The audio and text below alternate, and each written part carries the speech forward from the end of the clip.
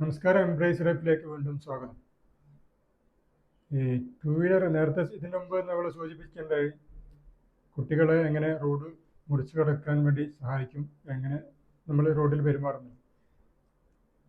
നമ്മൾ മറ്റുള്ളൊരു കാര്യമാണ് ചെറിയ കുട്ടികളെ ടൂ വീലറിൻ്റെ ഫ്രണ്ടിൽ ഇരുത്തിയിട്ട് കൊണ്ടുപോകുന്നത്.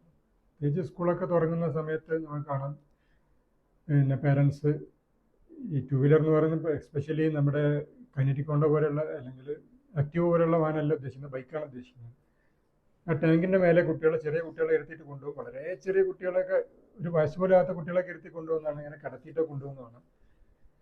അപ്പം നമ്മുടെ കുട്ടികളെ എങ്ങനെ കെയർ ചെയ്യണം എന്നുള്ളത്, എങ്ങനെ കെയർ ചെയ്യുന്നുള്ളതിൻ്റെ ഒരു ഡെമോ ശരിക്കും അവിടെ നടക്കുന്നത്. ഇപ്പം കുറേ കാര്യങ്ങൾ അതുകൊണ്ട് ഒന്ന്, ഒരു അപകടം ഉണ്ടായിക്കഴിഞ്ഞാൽ ഏറ്റവും കൂടുതൽ പരിക്ക് പറ്റാനുള്ള സാധ്യത കുട്ടിക്കാണ്. കുട്ടി കേവലം ഒരു നിസ്സാരമായിട്ട് പരിക്ക് മാത്രമായിരിക്കില്ല പറ്റുക, നിന്ന് കുട്ടിയുടെ ബോഡി ഭയങ്കര സോഫ്റ്റാണ്. പ്രത്യേകിച്ച് നമ്മളൊക്കെ ഹെൽമെറ്റ് ഇട്ടുണ്ടാവും, ചെറിയ കുട്ടിക്ക് ഹെൽമെറ്റും കാര്യങ്ങളൊന്നും ഉണ്ടാവില്ല, അവർ പിടിക്കാൻ പറ്റുന്ന പ്രായമല്ല.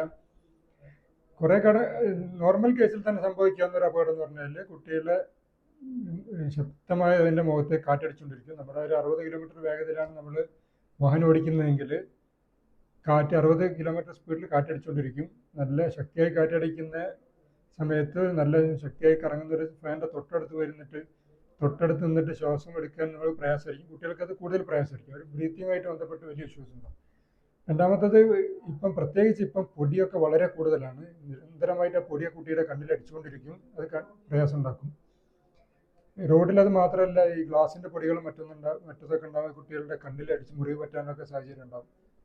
ഇനി ഒരു അപകടം സംഭവിക്കുന്ന ഒരു സാഹചര്യത്തിൽ എന്താ ഉണ്ടാവുക എന്ന് പറഞ്ഞു കഴിഞ്ഞാൽ, പെട്ടെന്ന് ഒരു ബ്രേക്ക് ചെയ്യുന്ന സിറ്റുവേഷൻ വന്നു. നമ്മൾ പെട്ടെന്ന് 60 കിലോമീറ്റർ സ്പീഡിൽ പോയിക്കൊണ്ടിരിക്കുന്നു, എന്തെങ്കിലും ഒരു തടസ്സം കണ്ടു അല്ലെങ്കിൽ ഒരു അപകട സാധ്യത കണ്ടു, ബ്രേക്ക് ചെയ്യും. കുട്ടി അതേപോലെ തെറിച്ചു. കുട്ടിക്ക് പിടിക്കാൻ പറ്റില്ല, കുട്ടിക്ക് പിടിക്കാൻ ഉള്ള സ്ട്രെങ്ത് ഉള്ള പ്രായമല്ല, അപ്പോൾ അവരതേപോലെ തെറിച്ചു. നമ്മുടെ മുന്നിൽ നിന്ന് കുട്ടികൾ ഉടഞ്ഞു പോകുന്നത് നമ്മൾ കാണുന്നില്ല. നമ്മുടെ ചെറിയ കുട്ടികളുടെ തലയൊക്കെ തൊട്ട് നോക്കി കഴിഞ്ഞാൽ അറിയാം, വളരെ സോഫ്റ്റ് ആയിരിക്കും. അത് നേരെ റോഡ് എന്ന് പറഞ്ഞാൽ ഏറ്റവും ഹാർഡ് സർഫേസാണ്. ഹാർഡ് സർഫേസിൽ പോയിട്ട് ഇടിച്ചു കഴിഞ്ഞാൽ ഏതാണോ സോഫ്റ്റ് അതിനാണ് ഡാമേജ് പറ്റുക. ഹ്യൂമൻ ബോഡിയാണ് സോഫ്റ്റ് ആയിട്ടുള്ളത്. പ്രത്യേകിച്ച് ചെറിയ കുട്ടികളുടെ ബോഡി വളരെ സോഫ്റ്റാണ്. അത് തകർന്നും കോമ സ്റ്റേജിലൊന്നും നിൽക്കുന്ന ഒരു സിറ്റുവേഷൻ ഉണ്ടാവില്ല, നേരെ മരിച്ചു പോകാനാണ് സാധ്യത ഉണ്ടാകുക. അപ്പം കുട്ടികളെ ഫ്രണ്ടിലിരുത്തി ഒരു കാരണവശാലും കൊണ്ടുവരുത്.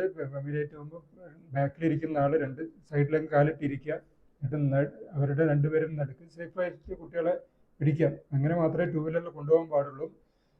ഒരു അപകടം പറ്റി കരഞ്ഞിട്ട് നമുക്ക് കാര്യമില്ല. അങ്ങനത്തെ സിറ്റുവേഷൻ വരാതിരിക്കുക.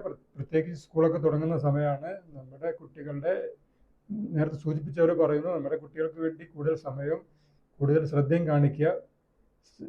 മുന്നോട്ടുള്ള കാര്യങ്ങൾ അടുത്ത വീഡിയോസിൽ നമ്മൾ ഡിസ്കസ് ചെയ്യാം.